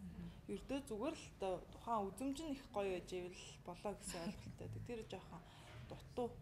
Тэгээ тэрнээс болоод янз янзын арьсны өвчин гарч болно, өрөвсөж болно. Чин зөндөө олон хүний нүүр нь хүрж байгаа будаг хэрэгсэл хэрэгжилж байгаа. Жишээ нь одоо мейкапын будагнууд жишээ нь иймэрхүү савлгаануудтай их ирдэг юм. Артистийн хэрэгцээнийх. Тэгэхээр энэ дээр дандаа хүний гараар хүрдэггүй, дандаа багсаар хүрдэг. Тэгэхээр багсыг тусгаад цэвэрлдэг бодиснууд байдаг. Тэгэхээр бодисоор цэвэрлэгдэж хэрэглэгдэх ёстой байх жишээ нь. Тэгэхээр зэрэг иймэрхүү ялгаануудыг тэгээд үйлчлэгээ авахтаа ч гэсэн нөгөө та юу шаардах ёстой вэ гэдгийг бид нар бас зааж өгдөг. Мейкап одоо худалдагч сайн байвал хүн худалдаа авалт хийдэг болохоос биш. Будагны яг сайн өөртөө хэрэгтэй хэрэггүй ерөнхийдөө бол мэддэггүй. Энэ талаар бид нар бүхүү зөвлөгөө өгдөг ерөнхийдөө.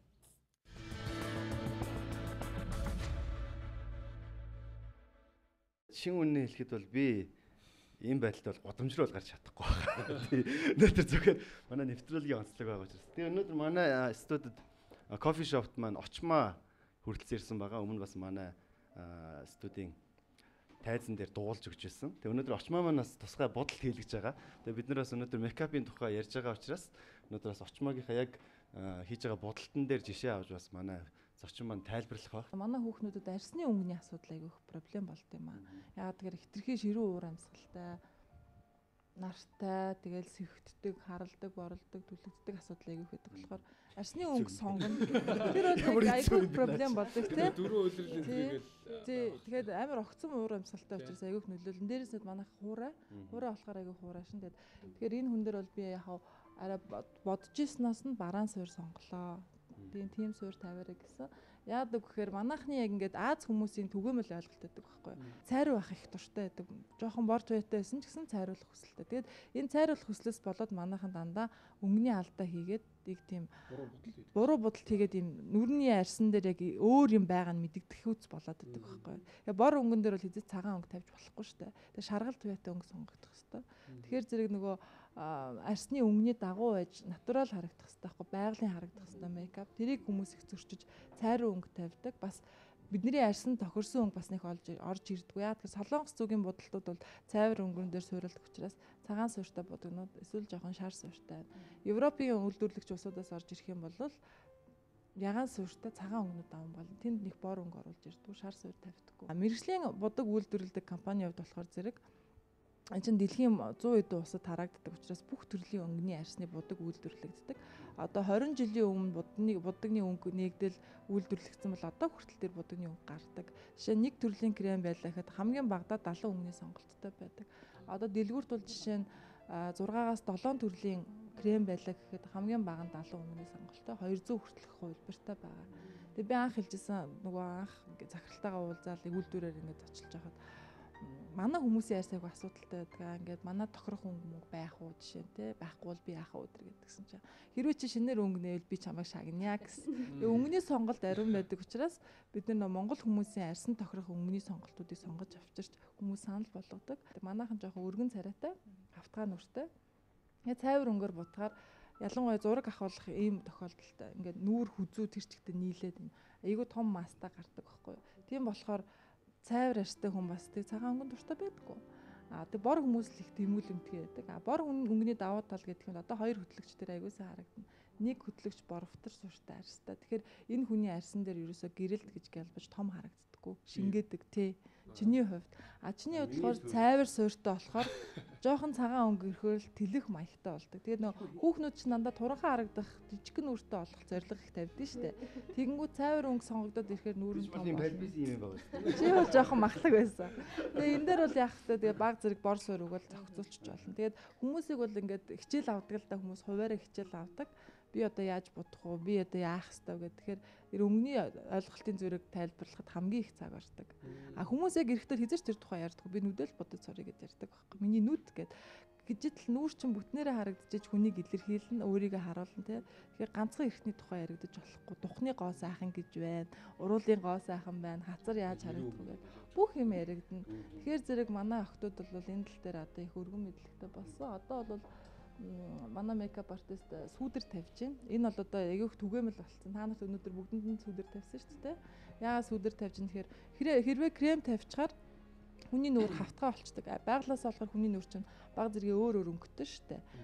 Жохон сүүдэртэй нүдний хэсэг доотлолтой өөр өнгөтэй байдаг ч юм уу дуухах ингээд өөр байдаг.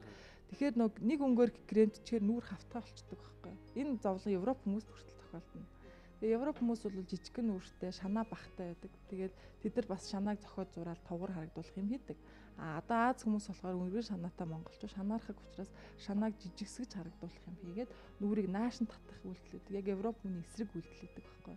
Тэгээ манай YouTube-ээс ихэвчлэн Европ хүмүүсийн бичлэг харж тэдний бичлэгийн дагуу нүрээ бутгаар нүрийн хэлбэр хөвдөрч харагддаг байхгүй.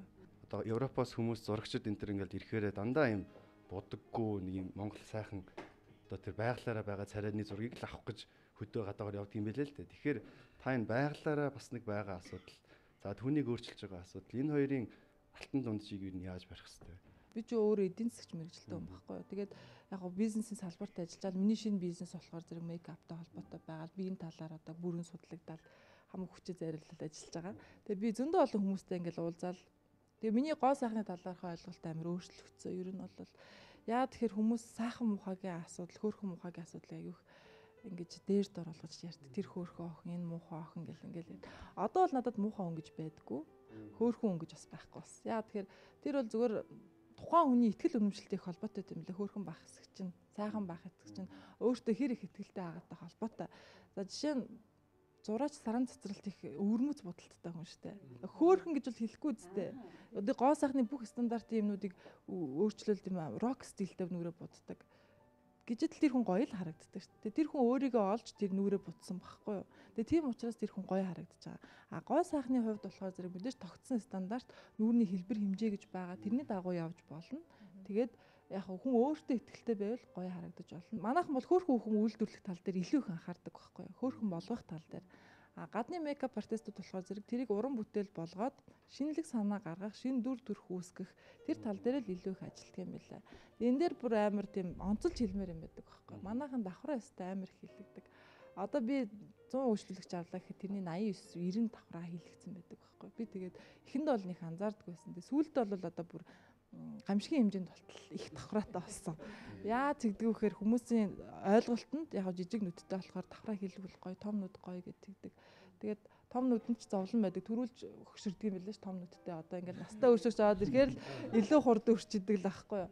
Тэгээд мэдээж байглаас заяас юмыг өөрчлөөд ингээд өөрчлөхөөр зарим тохиолдолд гоё болно. Гоё болсон хүн нь 10% эзлэн мис заслын. Үлдсэн 90% нь бол үгүй ах жишээтэй. Яагаад тэгэхээр аюу олон ирэхээ асуудаг байхгүй. Хэрэг давхраа хийлгсэн бол зохио бодохгүй явж чадхаа болдог. Яагаад тэгэхээр ойдлын сорив харагдаад байдаг байхгүй. Тэгэхээр заашгүй нүрээ будах хэрэгтэй болно.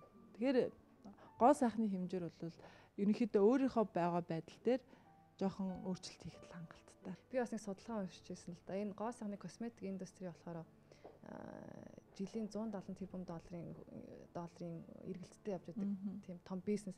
Тэгэхээр брэнд дагах нь зөв юм уу? Одоо үнэтэй тусмаа сайн гэсэн бас нэг ойлголт байдаг шүү дээ хүмүүс. Тэрийг дагах нь зөв юм уу? Эсвэл зүгээр өөртөө тохирсон те цагаан шүн ч юм уу те ингэж явах нь зөв юм уу? Яг айгүй олон өөртөө тохирсныг олохын тулд амар мөнгөнд тохирдог байхгүй. Энийг аваад таарахгүй би ангил одоо хүнд өгөх ч юм уу те. Тэгэхээр энэ тал дээр ер нь яавал зүгээр юм бэ?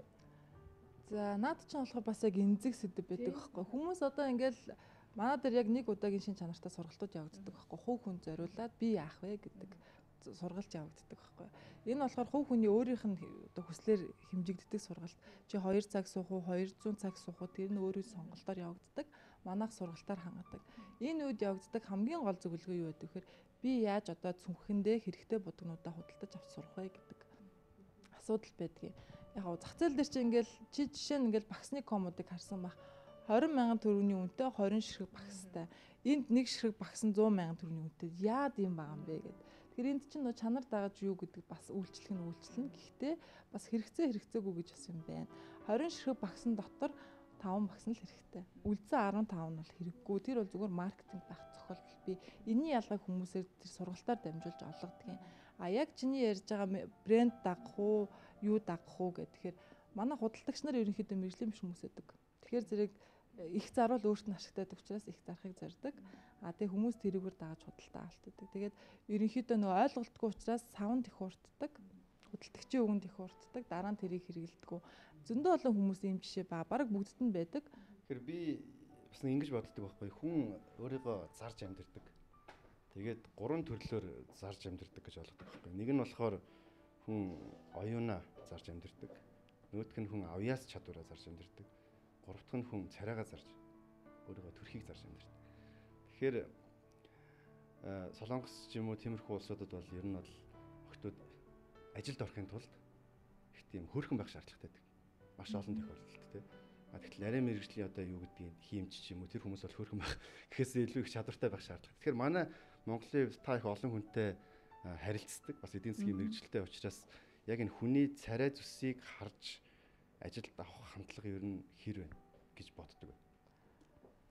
За тэр чи одоо ингээд чи ажил олгогч байгаад хүнтэй ярилцлаганд ороход хувь хүнийхэн шин чанарыг мэдээж яриг харна штэ. Энэ ажилдаа хэр их зэрэг хариуцлагатай хандах нь үү гэдэг чинь өөрөөрөө илэрхийлэгдэн. Тэгэхээр бас хитрхи гоё хүн авч өнөөх нь гоёо хөгөөд алга болчихвол ажил хийхгүй шүү дээ. Тэгэхээр энэ дээр чинь бас нэг юм асуудал гарч ирнэ л дээ.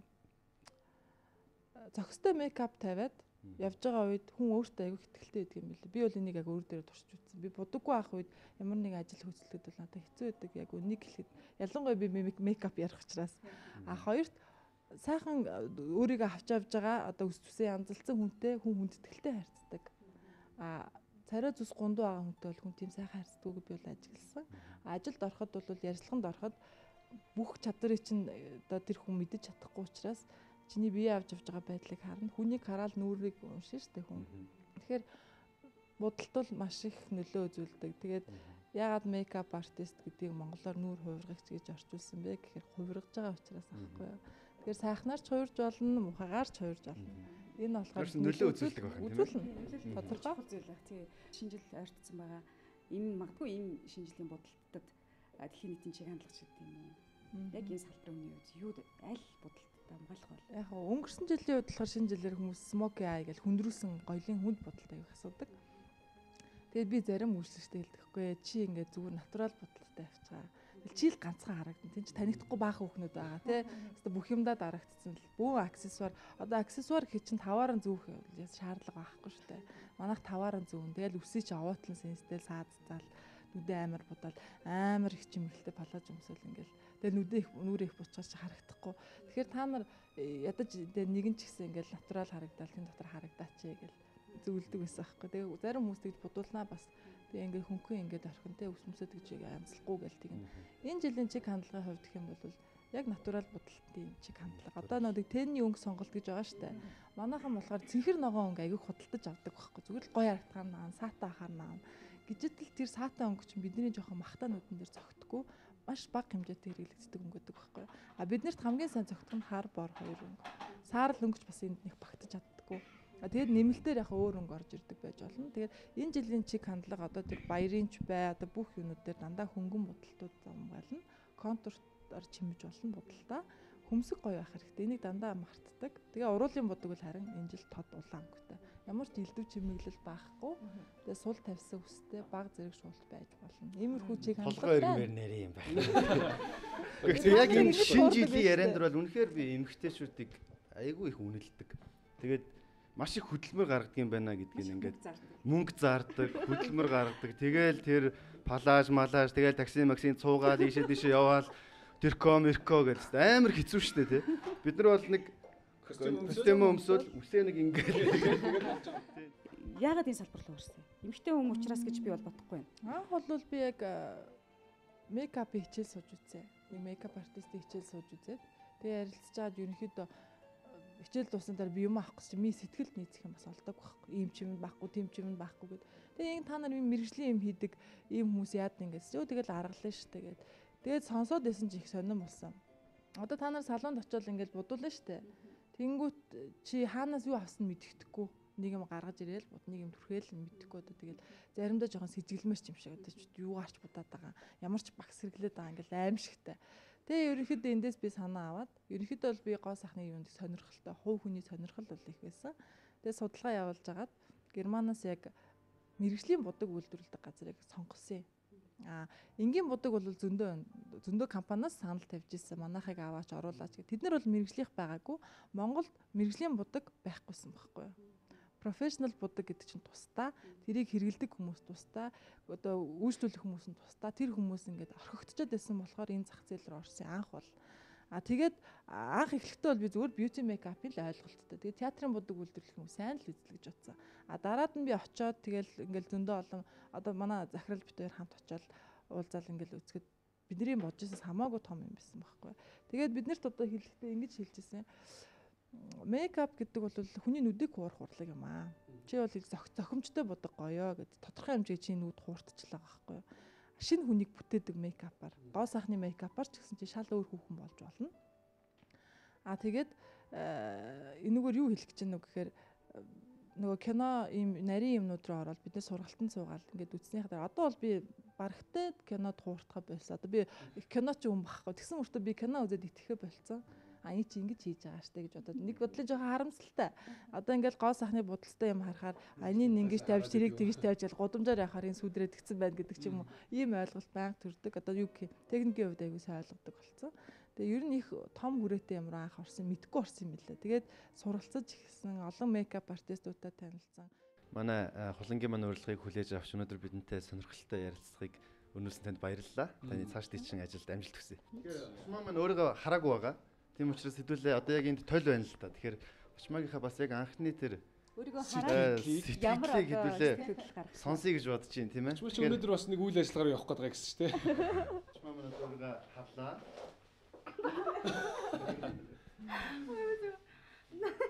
Тэгэхээр өөр хүн шиг санагдаад байна. Манай дөрөв урилга үргэлж бас дуу хууртай байдаг тийм ээ 600 студид байх та. Тэгэхээр очмаа маань бас бидний урилгаар хурж ирээд өнөөдөр бидэнд бас өөрийнхөө сайхан дууг хуваалцахаар дуулж өгөхөр ирсэн байгаа. Тэгэхээр хамтдаа бас очмаагийнхаа дууг сонирхцгаая. За тэгэхээр сүүлийн зочиндоо бас дахин баярлалаа гэдгийг хэлье. За баярлалаа.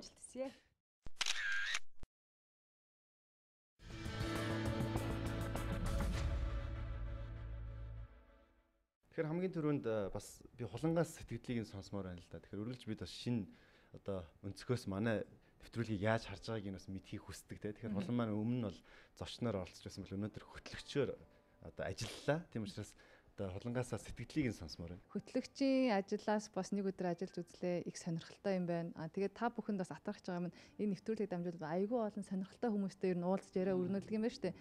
Би өнөөдөр л хэд дөрвөн айгүй сонирхолтой яриа өрнүүлээ, дөрвөн хүнтэй танилцлаа. Тэгэхээр маш их таалагдлаа. Тэгээд та бүгдэд бас ажлын өндөр амжилтыг хүсье. Тэгээд цаашдаа бүр улам үзэгчдэд илүү сонирхолтой хүмүүсийг оруулах хаа гэж одоо найдаж байна. Баярлалаа. Өнөөдрийн хэвд онцлог нь гэхээр хулан зочин хөтлөгчөөр оролцсноос гадна яг энэ бидний энд нэвтрүүлгээ хүргэж байгаа юм кофе шоп буюу одоо энэ кофе уудаг хүмүүсийн тэгээд энэ чөлөө цагаа өнгөрүүлдэг их гоё чөлөөтэй элен талангүй халуун яриа өрнүүлдэг тийм л газар ирээд ингээд кофего чуугаад шинж хүмүүстэйгээс танилцаад ингээд сууж хаад үнэхээр өөр идэм юм байна. Өнөөдрийн нэвтрүүлэг яг ч юм үнэхээр тийм тав тух мэдэрсэн илүү их тийм юунд ч юм санаа зовх зүйлгүй юм гайхалтай цаг хугацаа байлаа. Бүх юм өөр байна. Өнөөдрийн дөрвөн зочныг бас дурдах ёстой. Дөрвөлээ яриалал ахарлаа. Ярих юм маш их баялаг, сонирхолтой. За үзэгчдэд бас нэлээд олон өнцөг, нэлээд олон сонирхолтой сэдвүүдийг хөндөж өгсөн баг. Дөрвөн хөтлөгч, дөрвөн зочин, тэгээ манай зураглаач, найруулагч баг хамт олон маань байхад дөрвөн урилга нэвтрүүлэг альч газар ямар ч нөхцөлд амилдаг, тийм ээ. Тэр бол манай нэвтрүүлгийн бас нэг онцлог. Өнөөдрийн бас энэ нөхцөл байдал. За энэ амт кофе ялуугаар дайлсан ганж холонда маш их баярлалаа. Тэгээ нэвтрүүлгээ нэг ийм үгээр төгсгийгээд би бүр тусгаалan хувцс хийлгээд ирсэн юм аа. Тэгээ тэрийг уншаад төгсгийё гэсэн юм хүсэл байна л да. Бүх юм болж ин амьдрал сайхан байна. Бүгдээрээ сайхан өөдрөг амьдрцгаая гэж байна. За тэгэхээр энэ лүгээр энэ өдрийн нэвтрүүлгээ өндөрлөө. Холондоо баярлалаа. Дараагийн нэвтрүүлгээр бид шинэ сонин сайхантайгаар та нартайгаа эргүү уулзъя. Эргээд уулзлаа баяртай үзэгчтэй. Hostalocciara divindese Chamtaga bisarlunisne Tinnes chamdan Hartagich hilet Tingres sitsker borarulna Chimini amdre husel Ats jarlin dusel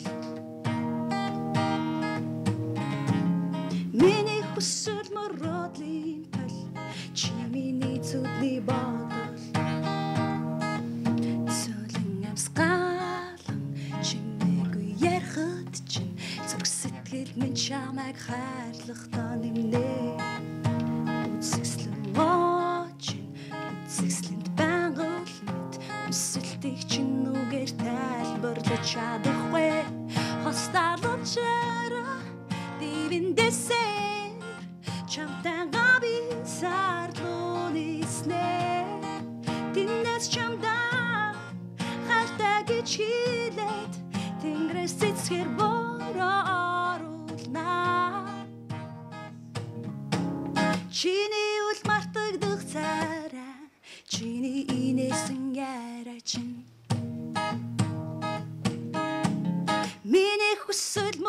бодлын тал чи миний зүдний бодол чи өрдөнөө инуги зөнгөдөө сонсон лавтай гівч мені нүдрүү харан сонсож би чамд гартаа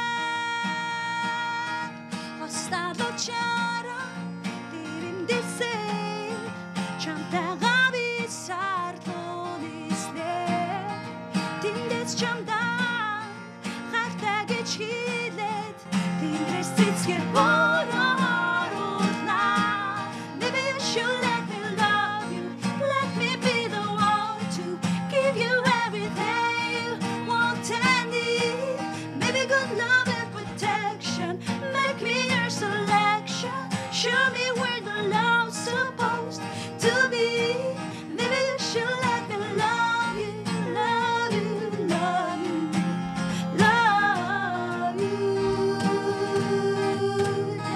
яа хатагшна бүтэн байсан чамайг чи гараа дээр миний сэтгэл чамайг дөнөн дулаа чамайг дааруулахгүй одод үгээ биш харин үгээ тэр сард бид замаг гэрэлтүүлээд I will give you everything right here right now cause you're beautiful so so sexy unbelievable right now hang on dance it's a love so come and find it from east to the west east to the west остава чара дивиндесер чамтайгаа би сарлуун иснэ тэндээс чамдаа хартаа гэж хэлээд тэнгэрээс цэцгэр бороо